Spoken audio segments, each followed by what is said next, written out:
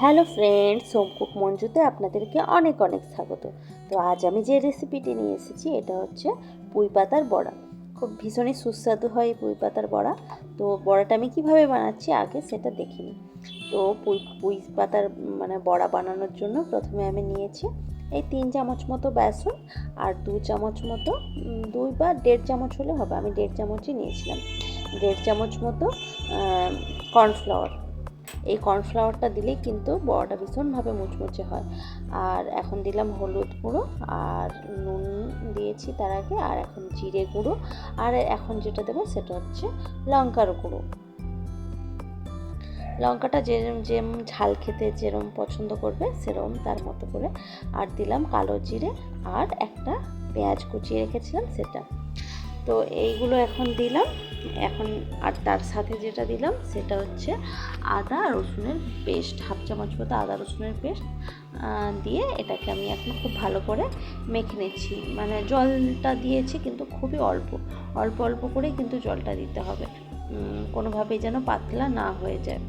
আর এটাকে কিন্তু কোনোভাবে আমি পাতলা করে মাখাবো না, আমি খুব নর্মাল একটু শক্তই বলতে পারেন সেরকমভাবেই মাখাবো। কারণ যখন আবার পাতাটা আমি দেবো, পাতাটার ভেতর থেকেও কিন্তু অনেকটা জল বেরিয়ে চলে আসবে। দেখুন খুব শক্তভাবে আমি মাখিয়েছি, কোনোভাবে কিন্তু নরম জিনিসটা কিন্তু হয়নি। আর এখন পাতা দিলাম, পুঁই শাকের পাতাটা আমি ছিঁড়ি করে কেটে রেখেছিলাম ওটা, আর কাঁচা লঙ্কা দিলাম, কুচনো কাঁচা লঙ্কা। এখন দেখুন এটাকে আমি খুব হাতে দিয়ে খুব ভালো করে মাখিয়ে নিচ্ছি, কারণ চামচ দিয়ে মাখালে কিন্তু মাখানোটা ভালো হবে না, আর মাখানো যদি ভালো না হয় খেতে কিন্তু একদমই ভালো হবে না। তো খুব ভালো করে হাতে করে আমি মাখিয়ে নিলাম। তো দেখুন এইভাবে আমি মাখিয়ে নিয়েছি। আর এখন এরকম ছোট ছোট হাতের মধ্যে ছোট ছোট করে নিয়ে বড়াটা বানাবো।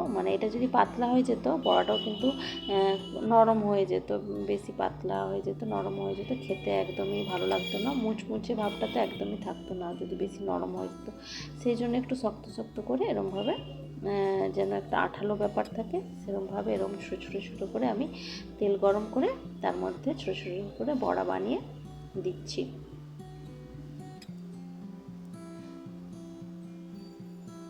তো প্রায় অর্ধেকের মতো যতটা আমি বানিয়েছিলাম তার অর্ধেকের মতো দিয়ে দিলাম।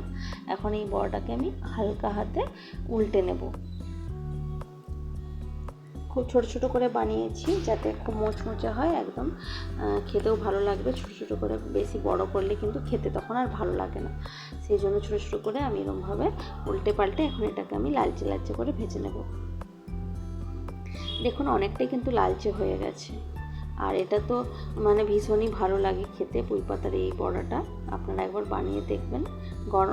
গরম ভাত হোক বা চা কফি বিকেলের বা সন্ধ্যের যে কোনো সাথে খুবই সুস্বাদু একটা খাবার কিন্তু এটা।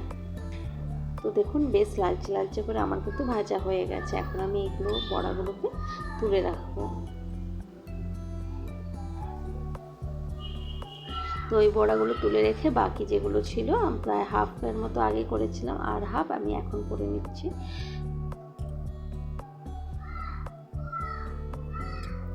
তো ওটাও দেখুন আমি খুব ভালো করে আমি লালচে করে ভেজে নিলাম। তো দেখুন দেখতেও কিন্তু অসাধারণ হয়েছে, কালারটাও খুব সুন্দর এসেছে।